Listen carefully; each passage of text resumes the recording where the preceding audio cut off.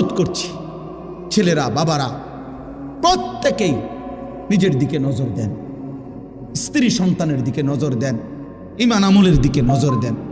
খাট পালং আর sofa furniture দিয়ে আপনার জীবনের সার্থকতা না। সেজদা, বন্দিগি, গোলামি, ছেলের নামাজ, মেয়ের পর্দা, স্ত্রীর পর্দা, সংসারে সবাই কোরআন পড়ে, আল্লাহকে সেজদা করে, নামাজ পড়ে, এইটা আপনার জীবনের মুসলমান হিসাবে সফলতা। সফলতা। আমাদের বর্তমান জাতীয় মসজিদের খতিব সাহেব যিনি হজরত মৌলানা আব্দুল মালিক সাহেব দামাত বারাকাতুহুমুল আলিয়া, হজরত বলছেন আরব দেশে এক ব্যক্তির সাথে ওনার একবার দেখা হয়েছে, একজন ইঞ্জিনিয়ার। উনি বলছে যে হুজুর, বিগত 70 বছর যাবত আমাদের ফ্যামিলির নারী, পুরুষ, ছেলে, মেয়ে প্রত্যেকেই হাফেজে কোরআন। এটা বলার মতো একটা কি সফলতা। আমাদের শেখুল হাদিস আল্লামা আজিজুল হক রহমতুল্লাহ আলাই, এই আজকে যার সন্তান, সারা পৃথিবীর ইমানদারের সাহসের প্রতীক যিনি, আমাদের শেখুল হাদিস ইবনে শেখুল হাদিস আল্লামা মামুনুল হক দামাত বারাকাতুহুম, যিনি দাঁড়াইলেই মিছিল হয়, যিনি কথা বললে বাঘের গর্জন হয়, যিনি হুঙ্কার ছাড়লে সমুদ্রের মতো ঢেউ উঠে যায়, সেই সিংহ শার্দুল আল্লামা মামুনুল হক সাহেব সহ তার ফ্যামিলির সবাই হাফেজে কোরআন, ছেলে, মেয়ে, নারী, পুরুষ সব আপনি জিজ্ঞাসা করেন। এটা বলার বিষয়, এটা বলার বিষয়, এটা গৌরবের বিষয়। সেজদা আমার ফ্যামিলির অহংকার, তেলাওয়াত আমার ফ্যামিলির অহংকার, পর্দা আমার ঘরের অহংকার। আমি মুসলমান, আমরা মুসলমান বলার কিছু হলে এটা খাট কীর্তেন দেখান, সোফা দেখান কীর্তেন, বিল্ডিং দেখান কীর্তেন, টাইলস দেখান কীর্তেন। মিয়া, এটি তো কাফের বেঈমানের কাছেও আছে, আছে না মিয়া? এ তো নাস্তিক মুরতাদের কাছেও আছে, আমাদের চাইতে বেশি আছে মিয়া। টাইলস করা বাড়ি, এটাকে একটা গৌরবের কিতা আছে। টাইলসের মধ্যে তো মানুষের মুতেও, পেশাবখানা বাথরুমে টাইলসের মানুষের মুতে না, তো তো টাইলস এটা একবারে বেড়াগেটির কিতা। টাইলস কি স্বর্ণ দিয়ে নি বানাইছে? এটা তো মাটি দিয়ে বানাইছে আর কি। টাইলস কি দিয়ে বানায়? মাটি দিয়ে বানায়। এটার মধ্যে বড়াই করার কি আছে? আবার একটা টাইলস ওলা ঘর করছে। আমার একজনে কইছে, হুজুর আল্লাহর রহমতে 60টা রুম ওলা একটা ঘর করছি, ভিতরে 2টা বাথরুম, বাথরুম দিয়েও টাইলস। আমি বললাম আল্লাহু আকবার। চাচা আমনের কপাল, চাচা আল্লাহ দিছে আমনের, আমনের বাপ দাদা 14 গোষ্ঠী আগে মাটিতে পেশাব করতো, এখন আল্লাহর রহমতে আমনের জিফুত নাতি নাতি লইয়া টাইলসে মতেন। কত বড় নিয়ামত আমনের জীবনে, আর আছে কি? এরপরে মরে গেলেই তো শান্তি। আমন টাইলসে মুতছেন তো, নাহলে এটা কীর্তন করলেন? এটা যে বাথরুমটি শুদ্ধ টাইলস, মানে এটা কিতা? এটা কেন বললেন কর না? এটা কি হুড়াঙ্গিরি শুনাইলেন? সফলতা শুনাইল, এটা সফলতা হইল? কি শুনাইলেন? তো যে কীর্তন কন, এটি তারা 3 জন বিদেশ, তো কিছে বিদেশ? হ্যাঁ, আল্লাহর রহমতে তারা একজন ইটালি, তো কিছে? ইটালি হইলে কি? ইটালি হওয়া জীবনের সৌভাগ্য। হ্যাঁ, আমনের যদি 1 ফুট ইটালি থাকলে ভাগ্য হয়, তো ইটালি যারা জন্ম নিছে, কথা কয় না, যারা জন্মসূত্রে ইটালি থাকে, যারা বাপ দাদা 14 গোষ্ঠী ইটালি, হেরা তো সান কপাল। তারা তো মনে পুরাটা কপাল, আর না কোনাই মুখ কোনাই। তারা কি কপালের, আল্লাহু আকবার, কি ভাগ্যটা তারা। তারা তো ইটালি জন্মই নিছে, অথচ তারা তো বেঈমান। বেঈমান না? তারা খ্রিস্টান না? তারা কাফের না? তো ইটালি সৌভাগ্য হইল কেন? এক মুমিনের কাছে তো মদিনা সৌভাগ্য হবে, এক মুমিনের কাছে কাবার কালো গিলাফ হবে সৌভাগ্য। 60 বছরে 3 ফুটের 6 ফুটের বিদেশের টাকা জমাইছে বড়া। 60 বছরের ভিতরে 4টা মাইয়া বিয়া দিছে। 60 বছরে বিল্ডিংয়ের 60 লাখ টাকা ব্যবস্থা হয়েছে। কতটি জমি কিনতে পারছে, সব কিছুর ব্যবস্থা করতে পারছে। কিন্তু নাফরমান বুড়া মিয়ার 60 বছরে হজ্জের টাকার জমা, হজ আর কপালে জোটে নাই, মদিনা কপালে জোটে নাই, আল্লাহর ঘর গাবা জোটে নাই। যাইলাম হইলে হুজুর মনে তো কর, তারা 3 জনরে বিদেশ ফাটাইছি, যদি তারা আল্লাহ আল্লাহ করে ফাটাইতো, আলাপ গপ মারে, বুঝছেন? খামখেয়ালি আর কি। খামখেয়ালি। খামখেয়ালি। হজ কি একটা খামখেয়ালি ইবাদত?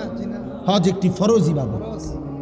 আল্লাহ নবী সাল্লাল্লাহু আলাইহি ওয়াসাল্লাম বলেন, সামর্থ্য হওয়ার পরেও যারা হজ না করে মারা গেল, খোদার কসম নবী বলছে, আমি জানি না সে কি ইহুদি মরল না খ্রিস্টান মরল, সে মুসলমান মরল না এটা নিশ্চিত, বাকি ইহুদি হয়ে মরল না খ্রিস্টান হয়ে মরল আমি রাসূল জানি না। তো তারে যদি রাসূলে না চিনে তো বা চিনব কে হাসরের মাঠে? বলেন না। তিনি যদি না চিনে, তিনি যদি বলে উম্মত তুমি কেডা আমি চিনলাম না, তো সুপারিশ করবে কে? আপনার আব্বায়, আপনার বাফেনি সুপারিশ করবে তখন।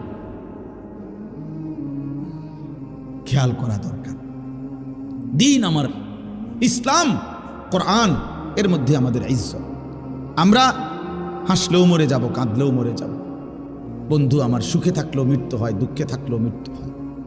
এই জন্য রাত গভীরে আমার অনুরোধ বাবাদের কাছে, চাচাদের কাছে, ছেলেরা তোমাদের কাছে, আমরা আল্লাহর দিকে ফেরা দরকার। ছেলেরা তোমাদেরকে আলাদা বলি, বাবা এশার নামাজ পড়লা না, ফজরের নামাজও পড়ো না, এই অবস্থায় রাত্রে শুইতে শুইতে মোবাইল দেখতে দেখতে নারী ছবি, উলঙ্গ নাচ গান দেখতে দেখতে যে ঘুমায় গেলা, শরীর তো বীর্যপাত হইছে হারাম দৃশ্য দেখলে, তো শরীরটাও তো নাপাক, সেজদাও দিলা না, নামাজও পড়লাম। আমার বাপ যদি এই রাত আর ভোর না হয়, যদি আর ঘুম না ভাঙ্গে, যদি একটা বোমার আঘাতে তুমি উড়ে যাও,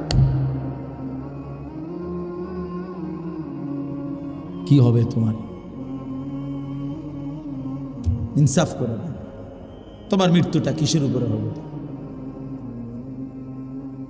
তোমার আখিরি আমল কি হলো যে যার কপালে একটা সেজদা নাই, যার শরীর নাপাক, যার শেষ আমল হলো নারী, মোবাইলের অস্থির দৃশ্য, এই অবস্থায় তোমার মৃত্যু হলো।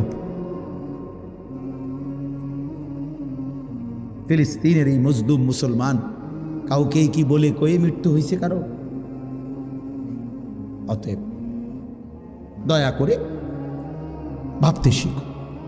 আমি নওজওয়ানের জন্য আলাদা ফিকির করি, আমার জিন্দিগির এটা মিশন, এই জন্য একটু বেশি বলি। অর্থ হলো আমি চাই যুবকের পরিবর্তন, মুসলমানের ছেলেরা বদলাবে ইনশাআল্লাহ। ইনশাআল্লাহ আল্লাহ তাআলা আমাদেরকে 3টা আমল দিছে, এই কথাটাই আমার শেষ। এই আয়াতগুলো পড়ছি শুধু সংক্ষেপে কথাটা বলার জন্য, বিস্তারিত তাফসীর করার জন্য। আল্লাহ আমাদেরকে 3টা আমল দিছে। আল্লাহ বলছে 3টা আমল আমারে বুঝায় দাও, আমি আল্লাহ ওয়াদা দিলাম হকের বিজয় আসবে। কয়টা আমল? 1, ফজর সহ 5 ওয়াক্ত নামাজ। আকিমিস সালাতা লিদুলুকিশ শামসি ইলা গাসাকিল লাইলি ওয়া কুরআনাল ফজর। এই বিস্তারিত ব্যাখ্যা করলাম, এই শুধু সংক্ষেপে আয়াতের অর্থ এটা। ফজর সহ 5 ওয়াক্ত নামাজ। 1 নম্বর আমল কি? বলেন ভাই, বলেন, ছেলেরা বলো বাপ। ফজর সহ 5 ওয়াক্ত নামাজ। ফজরের নামাজে খোদার কসম মুমিনের বিজয়, কালেমার বিজয়, আল্লাহর কসম। এই পৃথিবীতে হকের বিজয় হবে, মাহাদির বিজয় হবে, দাজ্জালের পরাজয় হবে ফজরের মুসল্লি দ্বারা ইনশাআল্লাহ। ফজরের মুসল্লি ছাড়া, ফজর নামাজের সেজদা ছাড়া, তোমার ওই ব্যক্তিকে ছাড়া কালেমার বিজয় হবে না। এটা হাদিসের বক্তব্য। ফজরের নামাজ যেই নাফরমান পড়ে না, তোমারে দিয়ে আকামলা কোনো কাম হইতো না। তুমি বাতে খাইবা, ওটা তুমি বনে খাইবা, বিড়িয়ে খাইবা, তুমি বেড়িয়ে চাইবা, মোবাইলে চাইবা, তুমি নর্তকী দেখবা, তোমার জিন্দিগি নাফরমানের জিন্দিগি এমনি এমনি শেষ হবে। আর এই মনে রাখো, এই বাত কতক্ষণ খাইলে আর কি, আর মুতে ধরলে মুতে লাইলে আর কি, শেষ, কাম হইতো না। ফজর বিহীন, ফজরের সেজদা বড় দামি সেজদা। ফজর নামাজে ওয়াক্তকে বলা হয় ওয়াক্তুল ইনকিলাব। ফজরের নামাজের সময়টাকে বলা হয় পরিবর্তনের সময়। পরিবর্তনের সময় ফজরের নামাজের সময় রাত্রির সব ফেরেশতা জমিনের আসমানে ফিরে যায়। দিনে যে সমস্ত ফেরেশতা আল্লাহর জমিনে কোটি কোটি দায়িত্ব পালন করে, ওরা নাইমা আসে ফজরের ওয়াক্ত, এই ডিউটি চেঞ্জ হয়। তো যারা ফিরে যায় সারা রাত ডিউটি করে ফেরেস্তা, ওরা ফজরের নামাজ জামাতে পড়ে দেয়। আর যারা আসে ওরাও আইসা ফজরের নামাজের জামাত ধরে। একেবারে খোদার কসম, এটা হাদিস, আল্লাহর কসম, এটা রাসূলুল্লাহ সাল্লাল্লাহু আলাইহি সাল্লাম বলছে, তাজতামিউ মালাইকাতুল লাইল ওয়া মালাইকাতুন নাহার ফিল ফজর। রাত্রের ফেরেশতা দিনের ফেরেশতা ফজরের ওয়াক্তে একসাথে হয়। এজন্য ইন্না কুরআনাল ফজরি কানা মাশহুদা, এজন্য ফজরের ওয়াক্তে সম্মেলন, ইমানদার একত্র হয়, ফেরেশতা একত্র হয়। হ্যাঁ, এজন্য আল্লাহ বলছে ফজরের নামাজ বিহীন দ্বীনের বিজয় আসবে না। আর মানুষের অন্তর একসাথে দুই জিনিস ভাবতে পারে না একই মুহূর্তে, এটা মনোবিজ্ঞানের কথা।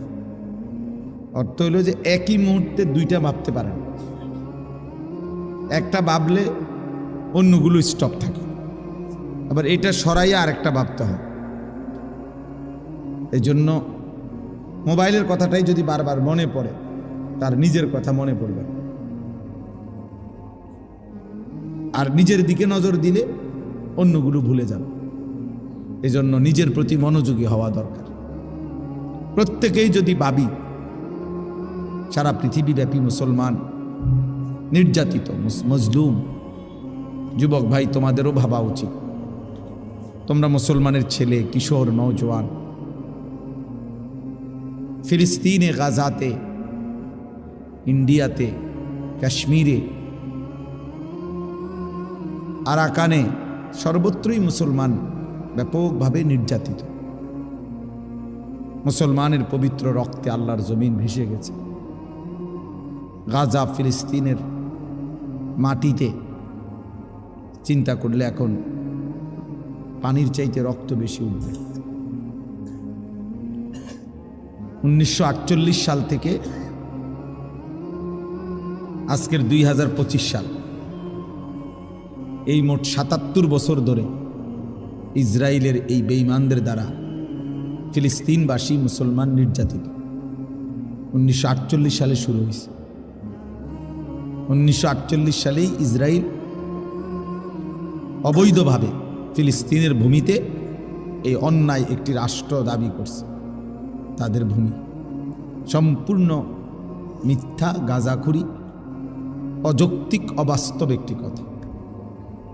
আর আজকে এখন আইসা তারা এই ইসরায়েল, এই আমেরিকা ভদ্রতার, মানবতার, মনুষ্যত্বের সমস্ত নিয়ম কানুন তারা ভুলে গেছে। একেবারে পিশাচ, নরখাদক, যাদের মধ্যে ন্যূনতম কোনো ভদ্রতা, মানবতা বলতে কিচ্ছু নেই।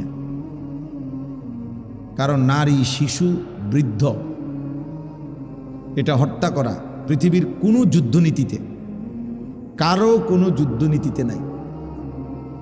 পৃথিবীতে যুদ্ধের ইতিহাস নতুন না, পৃথিবীর শুরু থেকেই যুদ্ধ এটা পৃথিবীর একটা চলমান ধারা। মুসলমানদের কাফেরদের সাথে মুসলমানদের যুদ্ধ হয়েছে।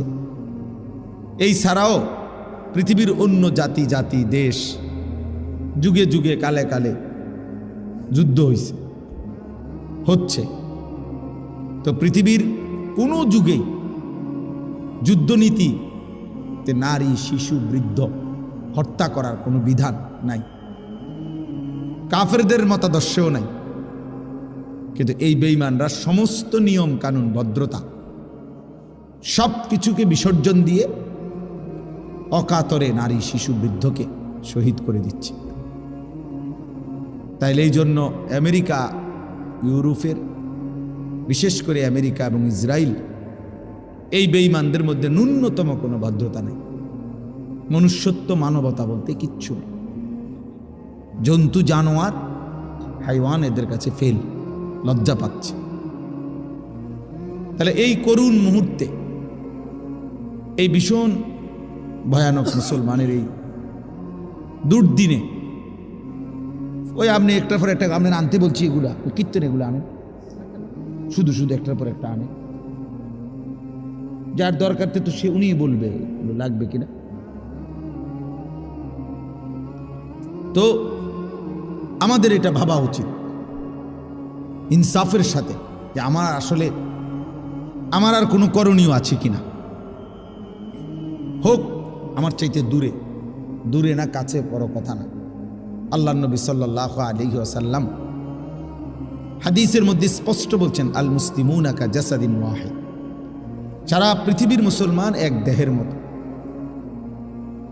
দেহের একটি অঙ্গে কাঁটা বিঁধলে, আঘাত লাগলে সারা দেহেই ব্যথা অনুভব হয়। এটা একটু পর পর আওয়াজ, ওটা ফট করে ওঠে। কি আওয়াজ মিয়া?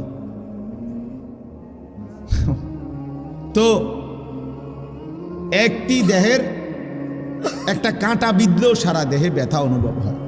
আল্লাহ নবী সাল্লাল্লাহু আলাইহি ওয়াসাল্লাম বলছেন, মুসলমানও ঠিক এমন। পৃথিবীর কোনো এক প্রান্তে একজন মুসলমান নির্যাতিত হলে আমার দেহে ব্যথা লাগবে, উঠবে, আফসুস হবে। এটা ঈমানের দাবি। এটা কিসের দাবি? ঈমান। এটা আমার ইসলামের দাবি, এটা আমার মুমিনের দাবি। অতএব আমার ঈমানের পরীক্ষা এটাও একটা, যে আমার কলিজার ভিতরে ঈমান আছে কিনা, এটার একটা প্রমাণ। মজলুমের প্রতি আমার কোনো ব্যথা আছে কিনা। ঈমানদার যেখানেই নির্যাতিত হোক, আমার দিলের মধ্যে কোনো আফসোস আসে কিনা, যাহা আমি আর কি করতে পারি। কারো কাছে জিজ্ঞাসা করা, কোনো আলেমকে বলা যে হুজুর আমার আর কি করার আছে, আমি কি করতে পারি বল। এদ্দুর যদি বিবেক অনুভূতি না জাগে, তো আমার ঈমান কোথায়? আজকে তোমরা অনেক কিশোর নওজোয়ান ছেলে, পৃথিবীর মুসলমানদের কোনো অত্যাচার, কোনো জুলুম তোমাদের জিন্দিগির মধ্যে কোনো পরিবর্তন করে না। তোমরা অনেক ছেলে ভাবতেছ এই তোমাদের এই রং তামাশার এই জিন্দিগি, নিজের মতো করে সাজতেছ, নিজের পছন্দ মতো চুল রাখতেছ, নিজের মতো করে নারী, ছবি, মোবাইল, অশ্লীল দৃশ্য, নিজের মতো করেই চলতেছ, খাইতেছ, ঘুমাইতেছ। কোথায় আল্লাহ, কোথায় রাসূল? 5 ওয়াক্ত নামাজের কোনো ধারণা, মালিকের কাছে যে এক ফোঁটা চোখের পানি ফেলবা, এই বিবেকটাও তোমাদের অনেকের নাই। তুমি যে একটা সেজদা দিবা আল্লাহকে, আর আল্লাহকে বলবা, মাওলা এমন রাগ হইলেন কেন, কেন এমন রাগ করলেন? যারা কালেমাওয়ালা, যারা আপনারে ডাকে, যারা আপনাকে ডাকে, আপনি তাদের উপরে এভাবে রক্ত ঝরছে, আপনি তো দেখছেন মাওলা। 6 বছরের ছোট্ট মেয়ে বাচ্চা, গাজা ফিলিস্তিনের ছোট্ট মেয়ে বাচ্চা সাক্ষাৎকার দিছে। মেয়ে বলতেছে, বোমার আঘাতে আমি বেহুশ হয়ে গেছি। হুঁশ আসার পরে আমি দেখলাম আমার ডান হাতটা আমার সাথে নাই। আমার হাত কোথায় উড়ে গেছে আমি জানি না। আমি আর আমার হাতটা খুঁজে পাচ্ছি না। প্রিয় ভাই, কল্পনা করো, তোমার ছোট বোন যদি এমন আয়সা বলে যে ভাইয়া খেলতে গিয়ে আমি এখন আয়সা দেখি আমার হাতটা নাই। এক বাচ্চা তো এটা বলতে পারে যে আমার খেলনা পাচ্ছি না, আমার একটা জুতা পাইতাছি না। বাচ্চারা এগুলো বলে, কিন্তু এক মুসলমানের বাচ্চা মেয়ে বলতেছে আমি আমার হাতটাই খুঁজে পাচ্ছি। পাখির মতো বোমার আঘাতে, জীবন্ত মুসলমান বোমার আঘাতে পাখির মতো শূন্যে উড়ে এরপরে শরীরটা টুকরা টুকরা হয়ে ছিন্ন ভিন্ন হয়ে গেছে। তাইলে দোস্ত আমার, বন্ধু আমার, ইনসাফের সাথে যদি সামান্যতম ঈমান থাকে, যদি আল্লাহকে চিনে থাকো, তাহলে ইনসাফের সাথে ভাবা উচিত। বিশেষ করে তোমরা নওজোয়ান,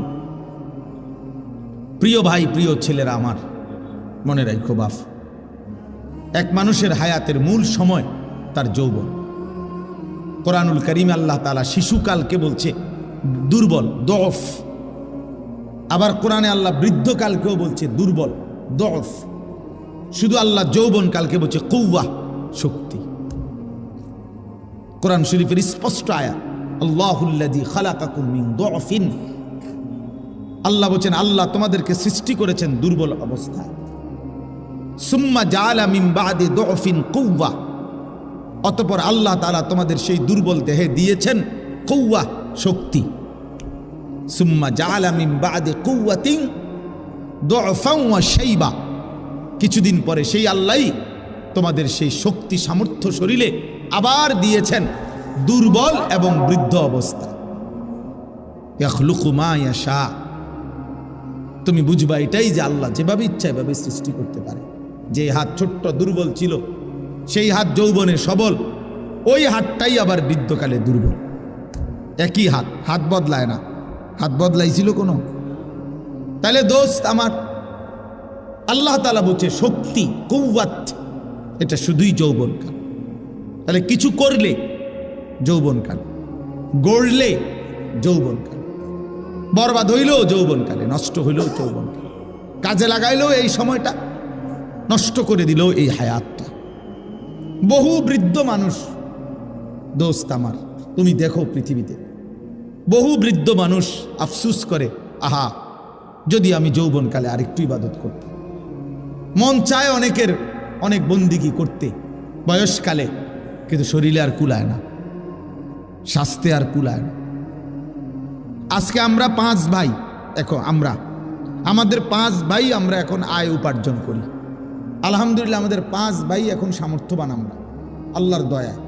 এখন আমরা 5 ভাই ইচ্ছা করলে আমার মারে প্রত্যেক মাসে আল্লাহর ঘরে নিতে পারি, টাকা আছে আমাদের কাছে। কিন্তু মা এই পরিমাণ অসুস্থ যে মার যাওয়ার মতো সক্ষমতা নাই, কিন্তু সামর্থ্য আছে আমার। আমি চাইলে মারে প্রতি মাসে নিতে পারো, কিন্তু মার বয়স 75 বছরের বেশি, মার আর সেই সামর্থ্য। 2019 সালে আমার আম্মা আমার সাথে শেষ উমরায় গেছিল আল্লাহর ঘরে। আমার মনে আছে মা শেষ আমরা মদিনার থেকে ফেরত আসছি। এই মদিনা যেদিন আসমু, নবী সাল্লাল্লাহু আলাইহি সাল্লামের রওজা মুবারকের উপরে যে সবুজ গম্বুজ, মা দূরের থেকে তাকায়া কাঁদতেছিল, এমন কান্দা। আমি মারে হাতে ধরে বলছি আইয়ের না, হইছে তো কই না ফুত, আমি আটটু দাঁড়ায়, আমার মন বলতেছে আমি আর কোনদিন আইতে পারতাম না, আর কোনোদিন ফুত আমি মনে হয় আইতে পারতাম না। আর মা যাইতে পারে নাই, এই শেষ, এই শেষ। তাইলে দোস্ত আমার, বন্ধু আমার, যদি কবরে চলে যাও তো তো কবরেই চলে গেলা, আর যদি বৃদ্ধও হও তো খোদার কসম এই রাতগুলোর কথা, এই দিনগুলোর কথা মনে পড়ে। কি পরিমাণ সময় মোবাইল টিপতে টিপতে শেষ করে দিছে, কি পরিমাণ সময় নারী দেখতে দেখতে, ছবি দেখতে দেখতে শেষ করে দিছে। 365 দিনের 1 বছর এমন অনেক ছেলে তোমরা আছো যাদের কপালে কোনোদিন খোদার 1টি বছরে ফজরের নামাজ সেজদা জোটে না। এত বড় দুর্ভাগা মুসলমান কেমনে হইলা? এত বড় বদনসিব কেমনে হইলা? 1টি বছরে কোনোদিন জানো না ফজরের ওয়াক্ত হয় কখন? মুসলমান এত মন্দ কপাল হয় কেন? এমন নির্মম, এমন পাষাণ এই মুসলমান হয় কিভাবে? এই জন্য বললাম আমাদের ভাবা উচিত ইনসাফের সাথে। একটা গুরুত্বপূর্ণ কথা মনে রাখবেন চাচারাও বাবারাও, 77 বছর ধরে ফিলিস্তিন নির্যাতিত, 78 বছর কাশ্মীর সংখ্যাগরিষ্ঠ মুসলমানের একটি প্রদেশ ইন্ডিয়ার সীমানায়। এই 78 বছর ইন্ডিয়ার হিন্দু বেঈমানদের দ্বারা কাশ্মীরের মুসলমান নির্যাতিত। 61 বছর ধরে 1964 সাল থেকে রোহিঙ্গা মুসলমানরা এই বৌদ্ধদের দ্বারা নির্যাতিত। তাইলে একটাবার চিন্তা করা উচিত, পৃথিবীতে ফিলিস্তিন 77 বছর ধরে নির্যাতন, রক্ত দিচ্ছে, কাশ্মীর 78 বছর ধরে রক্ত দিচ্ছে, রোহিঙ্গা মুসলমান 61 বছর ধরে রক্ত দিচ্ছে। তাদের 20 বছরের বাচ্চাটা জীবনে কোনোদিন সুখ দেখে নাই। ওইখানকার 30 বছরের লোকটা কোনো দিন নিরাপত্তা পায় নাই, তাহলে কি নিশ্চয়তা আছে যে আমরা মৃত্যু পর্যন্ত আজীবন, তোমরা বর্তমানের এই ছেলেরা তোমরা যে নিরাপত্তাই পাইবা, তোমাদের উপরে এমন মুসিবত আসবে না, রক্ত কোনোদিন তোমাদেরকে দেখতে হবে না, বোমার আঘাত তোমাদের উপরে পড়বে না, মহল্লাকে মহল্লা বেঈমান গুড়াইয়া ফেলবে না। এর কি নিশ্চয়তা, কি গ্যারান্টি কার্ড তোমরা পাইছো ভাই বলো? একটা ছেলে বলো, চারদিকের প্রতিবেশী যাদের কাফের, আমাদের কাঁটা তারের বেড়ার চোর দিকে যারা কাফের, তারপরও আমরা যদি মনে করি আমরা চিরদিন নিরাপদ থাকব, এটা কি নিশ্চয়তা? এই বোকামির অর্থ কি বলেন? আমাদের চারদিকে আমাদের কাঁটা তারের প্রতিবেশী ইমানদার না কাফের? তো তো আমাদের দেশে কয় জুতার মধ্যে ফাড়া দিয়া মানুষ ঝগড়া করে, পায়ে ফাড়া দিয়া, ইচ্ছা করে অনেকে, মানে পিছনে জুতার মধ্যে পাও দিয়া এরপরে কাজ্জা লাগায় ইচ্ছা করে। আজকে আমাদের প্রতিবেশী এরকম পায়ে ফাড়া দিয়া ঝগড়া লাগতেছে। ঝড় আসতেছে দোস্ত, তুফান আসতেছে, তুফান আসতেছে, তামাশা করতেছো করো, অসুবিধা নাই, অসুবিধা নাই। সারা ভারতের মধ্যে লক্ষ লক্ষ মুসলমানের উপরে জুলুম চলছে। ভারতের লক্ষ লক্ষ মুসলমানের অক্ষ সম্পত্তি ছিনায় নেওয়ার সমস্ত পরিকল্পনা সংসদে বিল পাশ করছে ইন্ডিয়ার সরকার। শত শত মাদ্রাসা এরই মধ্যে ইন্ডিয়া সিলগালা করে বন্ধ করে দিছে, পুরাতন মসজিদ ভেঙে ফেলতেছে। তাইলে এই সব মিলাইয়া আমরা যে চিরদিন নিরাপদ থাকব, তার কি নিশ্চয়তা আমাদের কাছে বলেন?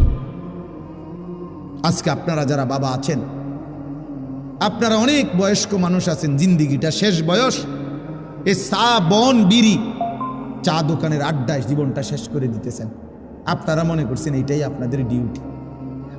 আপনি বয়ে বয়ে চা খান চা দোয়ানে, আর আমনের ফুতে রাস্তার পাশে কোনা কানার মধ্যে উলঙ্গ ছবি দেখে মোবাইলে, আমনে গপ মারেন চা দোয়ানে।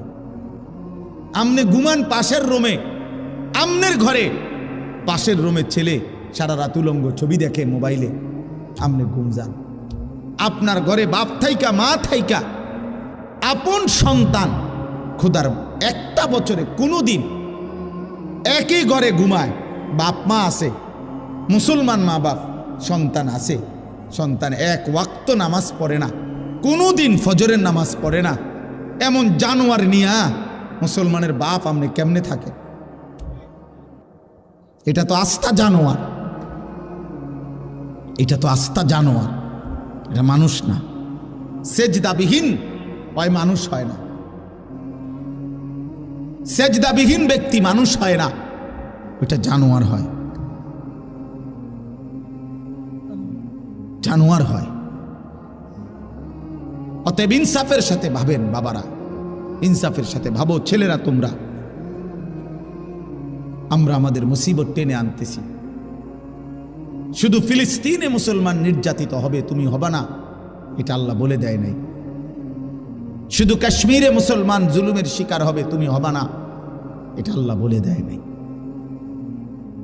আমাদের এই অব্যাহত গুনাহ, আমাদের এই লাগাতার নাফরমানি, আমাদের দিন রাতের এই বেনামাজি জিন্দিগি, আমাদের এই হারাম রোজগার, আমাদের সুদ ঘুষ মিথ্যা, ওজনে কম দেওয়া, এই অবৈধ উপার্জন, আমাদের মারা বেপর্দা, বোনেরা বেপর্দা, আমাদের ঘরে ঘরে রঙিন টেলিভিশন, নাচ গান নাটক সিনেমা, আল্লাহর কসম আমাদের মুসিবত আসবেই,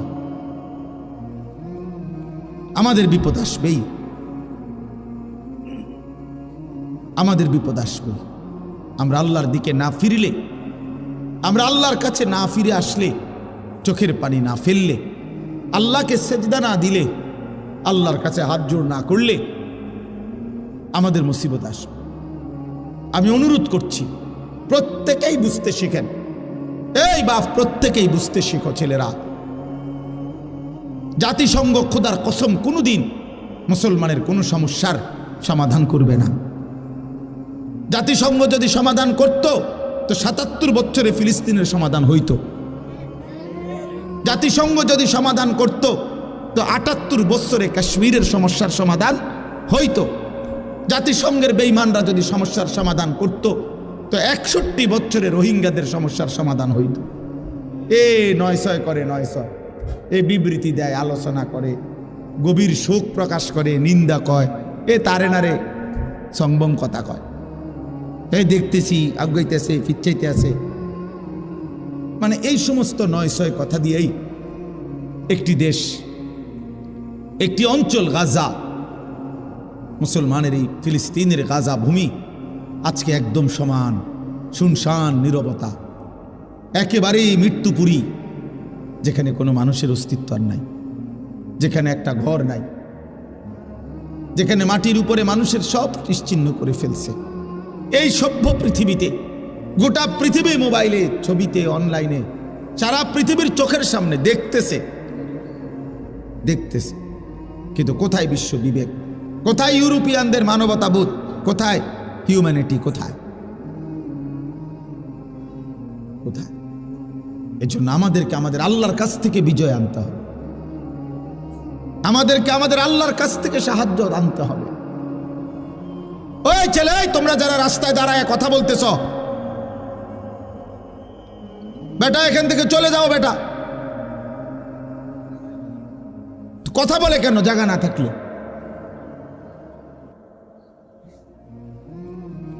কথা বলো কেন মিয়া?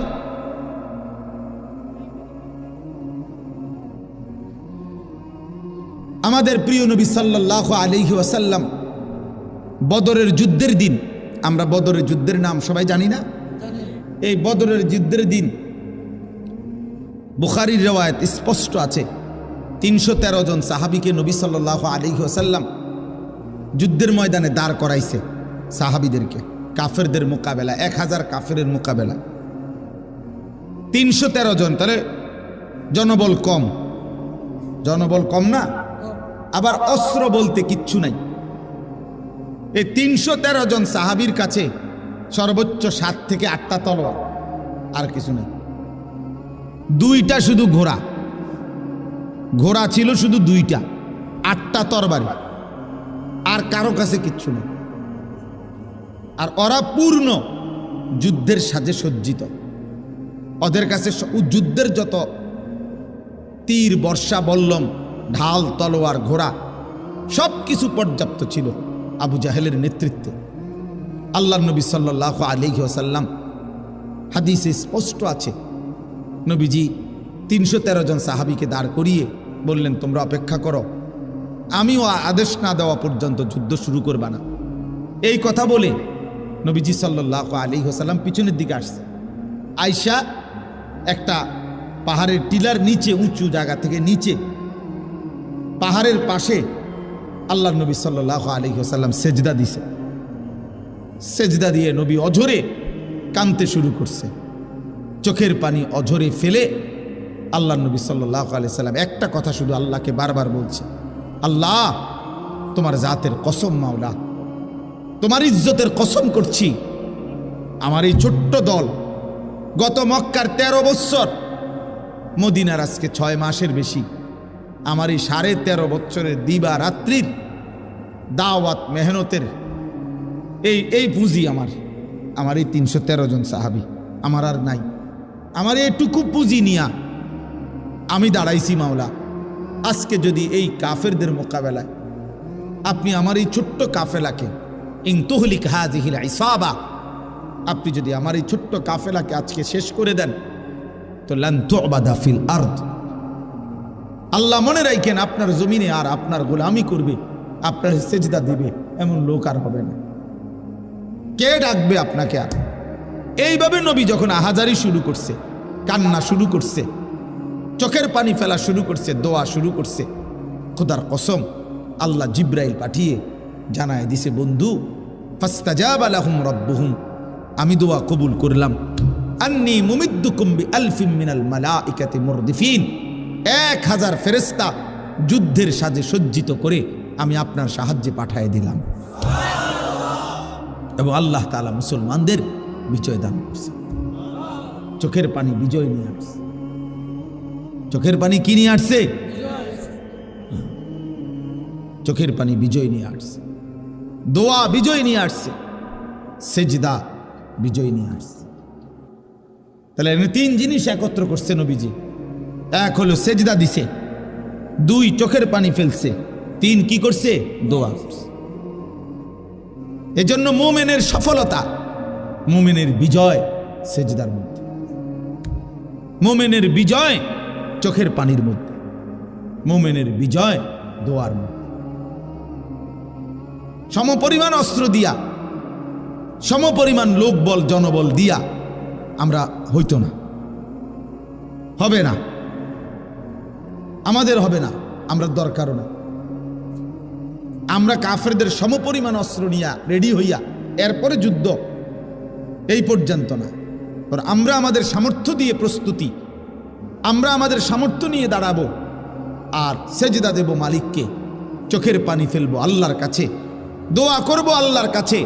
খোদার কসম, আজও সেই বদরের রব যিনি বদরে সাহায্য পাঠাইছেন তিনি আজও আছেন। আছেন? উনি আছেন এখনো? আছেন। আল্লাহ এখনো আছেন। সেই মালিক আজও আছে, সেই বিজয় আজও আসবে। মুসলমান শেষ পর্যন্ত পৃথিবীর সব জায়গায় মুসলমানই শেষ পর্যন্ত বিজয় হয়েছে। শেষ পর্যন্ত আফগানিস্তানে শেষ পর্যন্ত মুসলমানই বিজয় হয়েছে, সিরিয়াতে শেষ পর্যন্ত মুসলমানই বিজয় হয়েছে, বসনিয়া, চেসনিয়া, হার্জেগোভিনা, এই রাশিয়ার অঞ্চলগুলোতে কত রক্ত, কত জুলুম হয়েছে মুসলমানদের উপরে। এই লম্বা সারা রাত কইতে হইবে বলে শেষ পর্যন্ত বিজয় মুসলমানের হয়েছে। দোস্ত, পৃথিবীর কোন আমলে 1450 বছরে পৃথিবীতে চূড়ান্তভাবে, এটা হলো আমাদের সুখের কথা এটা যে এই 1450 বছরে পৃথিবীর কোনো জায়গায় মুসলমান চিরতরে নিশ্চিহ্ন হয় নাই, হবেও না ইনশাআল্লাহ। চিরতরে নিশ্চিহ্ন হয় না। এই রক্ত ঝরতে ঝরতে, জুলুম শিকার হতে হতে একদিন বিজয় মুসলমানদেরই জুটছে। আজকেও এটা নিশ্চিত। আমি তো প্রত্যেক দিন বলি, যদি কোনোদিন শুনেন যে ফিলিস্তিনের আর একজন মুসলমানও বেঁচে নাই, খোদার কসম, তবু ইয়াকিন রাখবেন বিজয় মুসলমানের হবে, বিজয় ফিলিস্তিনের হবে, হবেই হবে। ইসরায়েলের কুত্তারা হেরেই যাবে, আমেরিকার বেঈমান হেরেই যাবে ইনশাআল্লাহ। বহু বুজুর্গের, আল্লাহর ওলিদের, আল্লাহর প্রিয় বান্দাদের ভবিষ্যৎবাণী আছে যে আমেরিকা পৃথিবীর ইতিহাস থেকে, মানচিত্র থেকে মুছে যাবে, মানচিত্র, বিশ্ব মানচিত্র থেকে মুছে যাবে ইনশাআল্লাহ। একদিন পৃথিবীবাসী ভুলে যাবে আমেরিকার অস্তিত্ব, আমেরিকার দাপট, রোম পারস্যের অস্তিত্ব, সেই ক্ষমতাধরদের আজকে দাপট পৃথিবীতে নাই। এই জন্য আমার ভাই, আল্লাহ তাআলা কাকে দিয়ে দ্বীনের বিজয় করাবেন, সেই পরিমাণ পর্যাপ্ত সংখ্যক আল্লাহ তাআলা তার বাহিনী, মজবুত মুজাহিদ আল্লাহ তো তৈরি করবেন। বিজয় তো আল্লাহ দেবেন, বিজয় তো হবেই, কিন্তু দেখার বিষয় হলো ইসলামের বিজয়ে, আল্লাহর দ্বীনের বিজয়ে, সারা পৃথিবীব্যাপী কালেমার বিজয়ে আমি কামে লাগলাম কিনা,